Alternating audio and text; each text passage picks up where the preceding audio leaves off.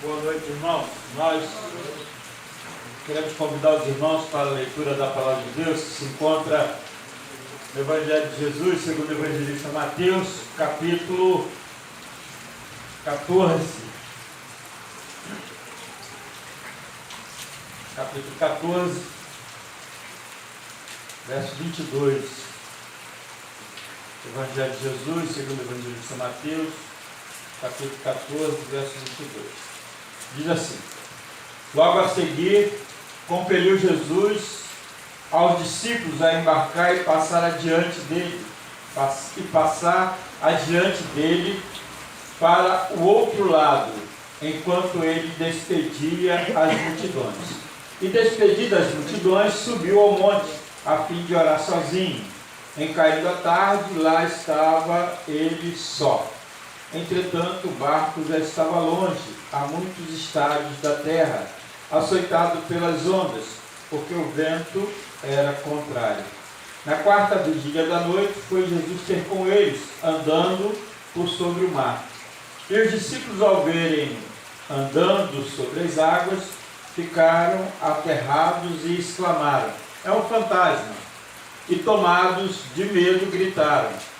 Mas Jesus imediatamente lhes disse: tende bom ânimo, sou eu, não temais.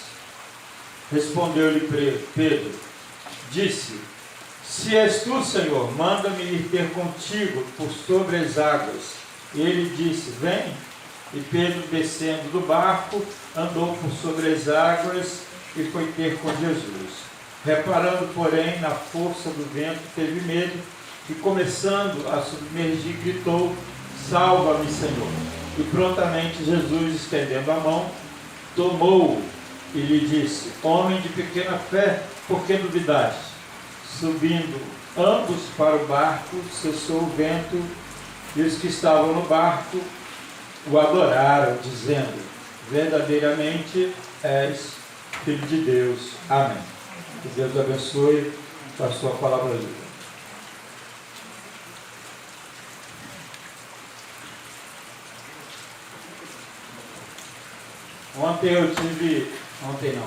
Domingo à noite, eu estive no portão da casa do pastor Paulo Navarro.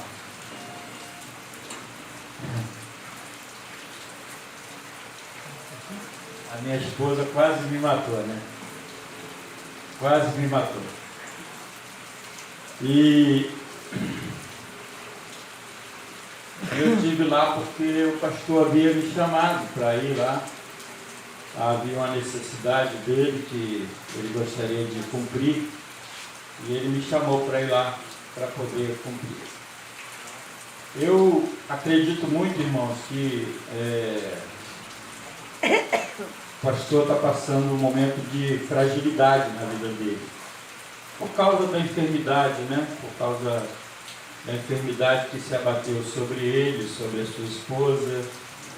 E certamente essa enfermidade não fragiliza somente o corpo, né? Muitas pessoas, quando estão enfermas, tendem a recorrer mais a Deus, buscar mais o Senhor. Eu gosto muito de Ezequias, né? Ezequias, na sua fragilidade, onde Deus disse a ele: olha, arruma a tua casa, porque certamente morrerás e não viverás. Quando Ezequias recebeu essa notícia, né, chorou diante de Deus, né? Se angustiou diante do altar do Senhor. E muitas das vezes nós damos maior valor à vida, né? Quando estamos mais frágeis, né? Quando a fragilidade chega na nossa porta, né? Na nossa casa, quando bate a porta da nossa casa. Então é importante que o cristão ele tenha, né, essa percepção de que nada pode deixar de ser feito, né? Tudo que vier com a mão para fazer, você tem que fazer, cara, né? Faz, faz conforme as suas forças, né? Porque o amanhã pertence ao Senhor. O amanhã pertence a Deus. Portanto, se Deus te dá um propósito hoje, se Deus te dá uma missão hoje, procura fazer. Paulo, escrevendo ao jovem pastor Timóteo, diz assim: procura apresentar-te a Deus aprovado, hein?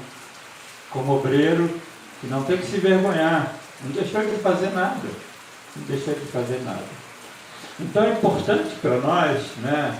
É importante para nós percebermos que como cristãos nós devemos estar sempre, sempre em plena harmonia com o Senhor, né? Quando Deus olha, né, lá no céu e vê Jó, e o diabo passa para acusar Jó, diz assim: conhece lá? Conhece o meu servo Jó? Cara pronto, um cara que faz as coisas certas, que faz as coisas na hora que tem que ser feita. É um servo maravilhoso, é um servo bom, um servo justo e fiel. Olha lá, Deus se alegra com Jó. Eu fico assim impressionado, né?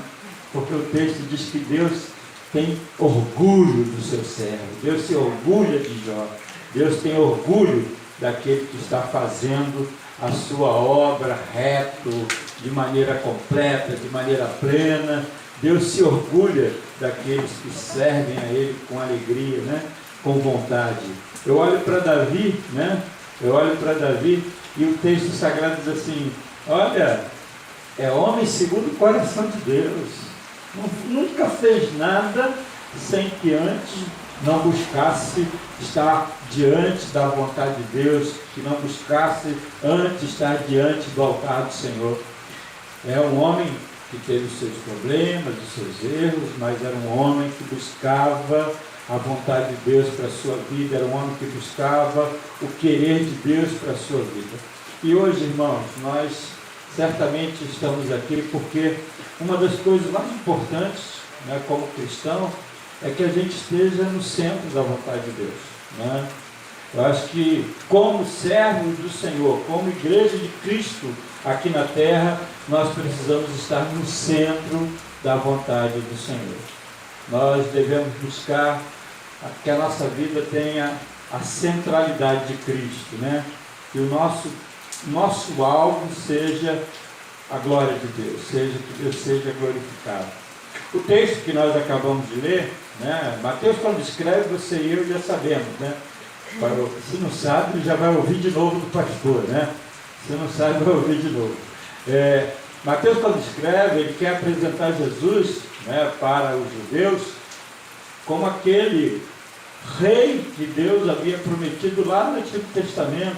Olha, da descendência de Davi, o rei Davi virá um, né, que reinará sobre vós. Ele guiará o meu povo, ele dirigirá o meu povo para o lugar de paz, o lugar de alegria. O Velho Testamento vai apresentar que o descendente de Davi, o rei que vai nascer de Davi, reinará e conduzirá o povo de Deus na direção, no caminho correto.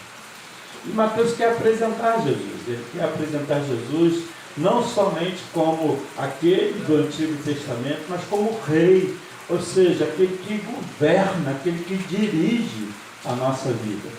E quando você olha Jesus, né, lá multiplicando 5 pães, 2 peixes, a multidão quer o aclamar rei, né? A multidão quer aclamar ele rei. Lá o texto de Lucas vai mostrar isso, né? E Jesus, ele então se afasta, né? Pega os seus discípulos, porque os seus discípulos vão também naquela visão da multidão, pega os discípulos, bota eles no barco, né? E diz assim: vão para o outro lado, porque eu me encontrarei com vocês. Vão para o outro lado. E Jesus então despede aquela multidão, porque tinha comido pão, tinha comido peixe, né? A multidão achava que Jesus era aquele que podia sustentá-lo, né, naquele momento, mas não reconhecia ele, só ia segui-lo por causa da comida, né? E Jesus não quer ninguém seguindo a ele porque ele faz milagres. Jesus não quer ninguém seguindo Ele porque Ele realiza as bênçãos na sua vida. Jesus não quer ninguém seguindo Ele simplesmente porque recebeu o benefício da cura. Jesus não quer ninguém seguindo Ele desse jeito. Jesus quer que você reconheça Ele como Senhor da sua vida. E uma das coisas principais, né, que Jesus faz com seus discípulos naquele momento é dar ordem. E eles precisam obedecer. Irmãos, não há outra coisa importante, né, para a vida da igreja, para a vida do cristão, de que ele seja obediente à voz do Senhor, né? Nós precisamos entender isso, né? Como discípulos do Senhor, como igreja de Cristo, nós precisamos estar sempre atentos à voz do Senhor. E o que o Senhor está falando conosco? O que o Senhor tem dito a cada um de nós? Ele precisa falar muito alto, ele precisa gritar. A voz de Jesus é mansa, né? A voz de Jesus é tranquila. A voz de Jesus, ela chega e ela quer fazer com que o nosso coração esteja voltado para a sua vontade, voltado para o seu querer. O que Deus quer de nós, irmãos, né, é que aquilo que Ele deseja de nós é que nós amemos Ele e a sua palavra. A obediência à palavra de Deus, à palavra de Jesus, é fruto do amor que temos a Ele, né? Fruto do amor que nós precisamos dedicar a Ele. Então, quando Jesus dá essa ordem aos seus discípulos, né, Ele não está dando simplesmente uma ordem, né? Ele está tirando os seus discípulos, Ele está resgatando os seus discípulos para um caminho que eles não deveriam ir. Jesus, quando dá uma ordem, está livrando os discípulos de um momento em que eles poderiam ser enganados por si mesmos, pelos seus próprios corações. Ou seja, a ordem de Jesus parece ruim, né? Parece algo difícil, afastado daquele momento glorioso de multiplicação, multidão ao seu redor. E Jesus, não, saem desse meio, entra no barco, eu encontro com vocês do outro lado. Parece que está isolando os discípulos, parece que estão ficando sozinhos, mas tudo isso que Jesus está fazendo é cuidado com aqueles que Ele ama, é cuidado com aqueles que Ele quer bem, né? Jesus está livrando os discípulos de uma posição que eles poderiam estar enganando os seus próprios corações. Então, quando você ouve a palavra de Deus, quando eu escuto a palavra de Deus na minha vida, eu preciso entender que essa palavra, ela quer o meu bem. A palavra de Deus para a minha vida, ela quer me livrar da morte, ela quer me colocar cada vez mais melhor diante de Deus, cada vez mais capaz de ser agradável a Deus. Então, a nossa obediência, ela não pode ser uma obediência por obediência. Nossa obediência tem que ser uma obediência que nós entendamos que a palavra de Deus é a nossa paz, é a nossa vida. A palavra de Deus traz paz, traz vida para cada um de nós. Então, como igreja, nós não podemos deixar de atender a voz do Senhor. Por mais que você não entenda o que Deus quer, por mais que você não entenda o que Deus deseja da sua vida, seja obediente à palavra, seja obediente à voz do Senhor. Porque aquilo que Deus quer de você, certamente vai trazer o melhor para a sua vida. Paulo vai orar e Deus vai responder a ele, né, da sua oração, dizendo assim: Senhor, está machucando, tem um espinho na minha carne. Aí o Senhor diz: a minha graça te basta. Fica com espinho. Parece que Deus está querendo que o seu servo sofra, né? Parece que Ele está querendo que o servo sofra mais ainda. Fica com espinho. E aí o Senhor diz assim: o meu poder se aperfeiçoa na fraqueza. eu estou moldando a sua vida. Eu estou mudando a sua vida. Eu estou transformando a sua vida. Estou fazendo você um cara mais forte para caminhar. Não se preocupe. Continua com espinho. Continua na luta. Porque eu estou moldando a sua vida para a glória do meu nome. Então a primeira coisa que eu acho que nós como igreja temos que fazer é entender que a nossa obediência ao Senhor é fruto da nossa capacidade de compreender a grandeza do amor de Deus através da sua palavra, através da sua vontade. A outra coisa que me chama a atenção nesse texto sagrado, e a gente fica olhando esse texto, né?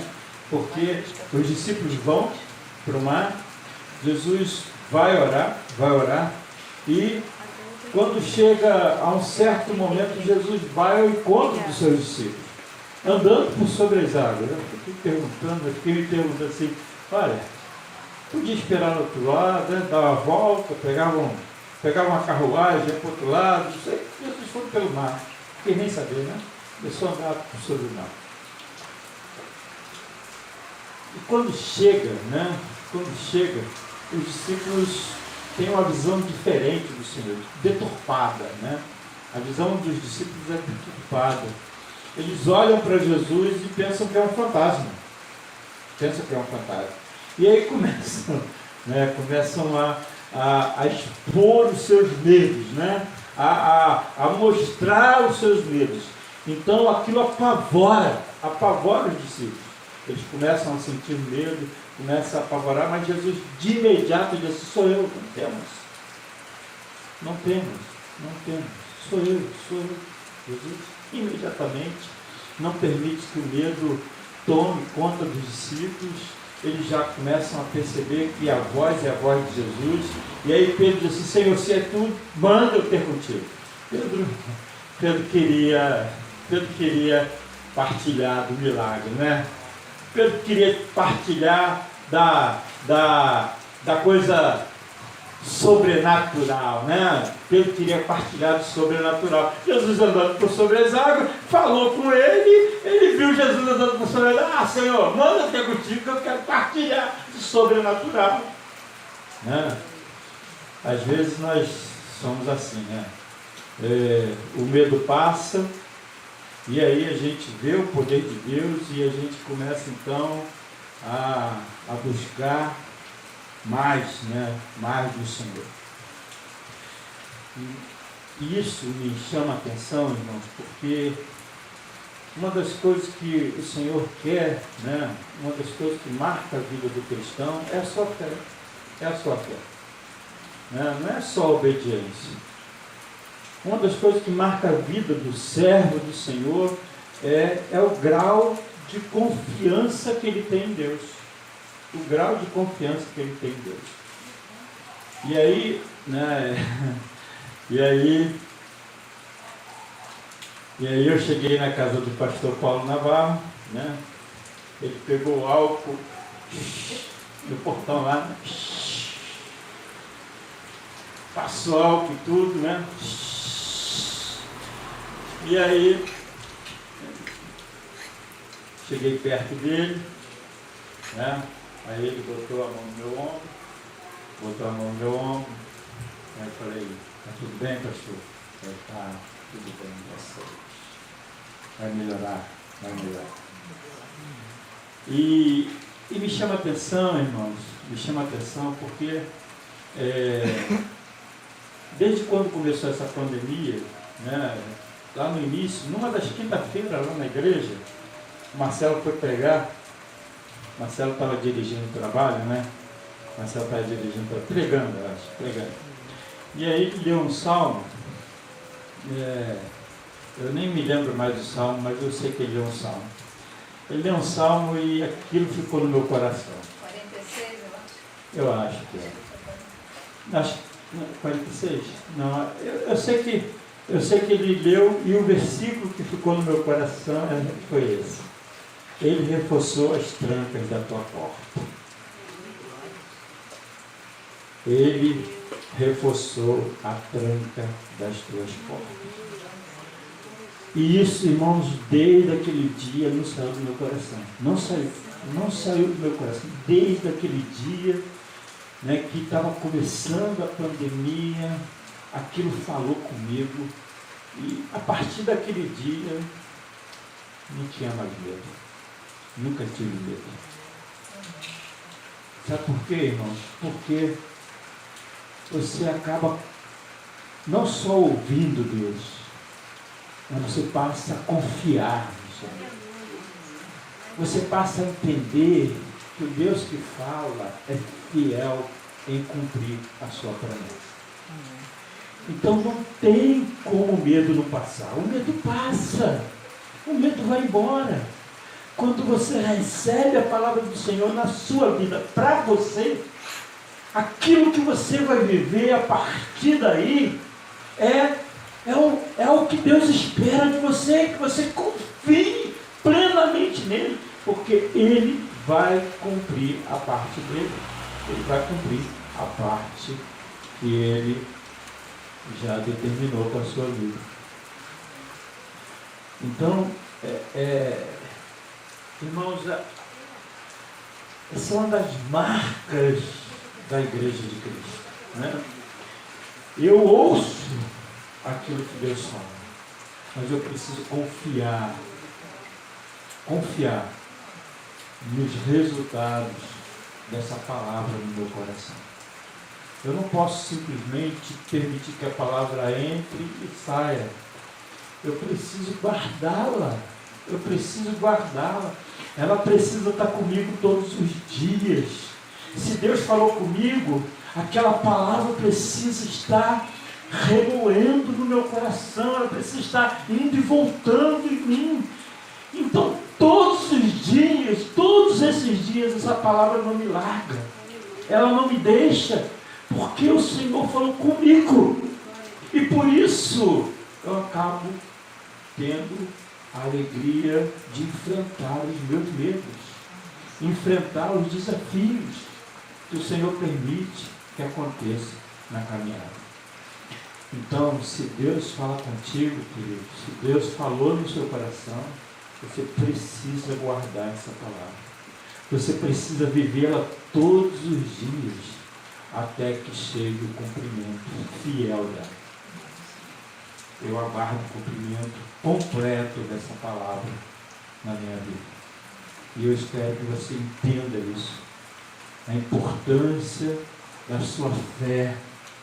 Sem fé é impossível que Deus se agrade. Nós temos vivido altos e baixos espirituais, porque deixamos de aplicar a palavra de Deus na nossa vida. Nós vivemos tempos em que as pessoas ouvem a palavra e ao mesmo tempo desprezam ela. Nós precisamos receber a palavra e não permitir que ela deixe o nosso coração. Eu me lembro de Noé, né? Entrou na arca, Deus disse assim, daqui a 7 dias eu vou mandar chuva. 7 dias Deus mandou chuva, né? Passou 7 dias, Deus mandou chuva para Noé. Mas Deus não disse quando ia terminar, né? Choveu. Aí Noé, né? Aquela situação toda dentro daquele barco grande, cheio de animais, cheio de bichos. Aí as águas começaram a descer e parou no alto do monte, né? Parou lá no monte Ararat, parou a arca lá. E aí Deus se lembrou de Noé.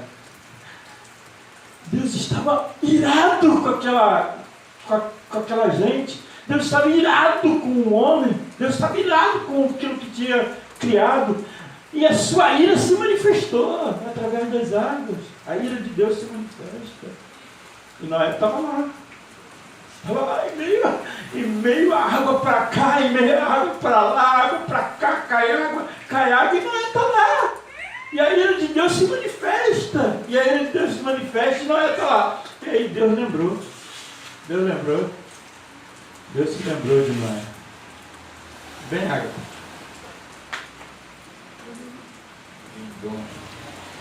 Deus se lembrou de Noé. E aí, não só de Noé, Deus se lembrou dos... Deus se lembrou... Depois, tá bom? Depois eu deixo você falar. Não, deixa ela.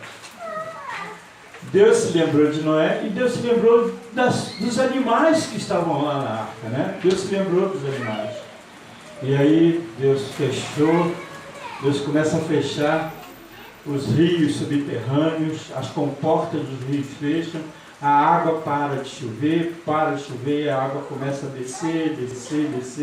Aí Noé manda uma pomba, ela vai e volta, Noé manda um corvo, ele vai de manhã, come cadáver, volta de noite para dormir. E aí Noé vai, manda a pomba de novo, e aí ela traz no bico uma folhinha, né? Noé está lá, quietinho. Sabe que a água baixou, sabe que as folhas as árvores começaram a brotar, tudo começou a renovar, mas ele está lá dentro da árvore, está lá, não saiu não. Até que Deus disse assim: sai, Noé, sai agora, sai você, a sua casa, a sua família, e depois sai os animais, sai você primeiro. Irmãos, a nossa obediência, ela tem que ser fruto, né, da nossa certeza de que aquilo que Deus quer na nossa vida vai acontecer.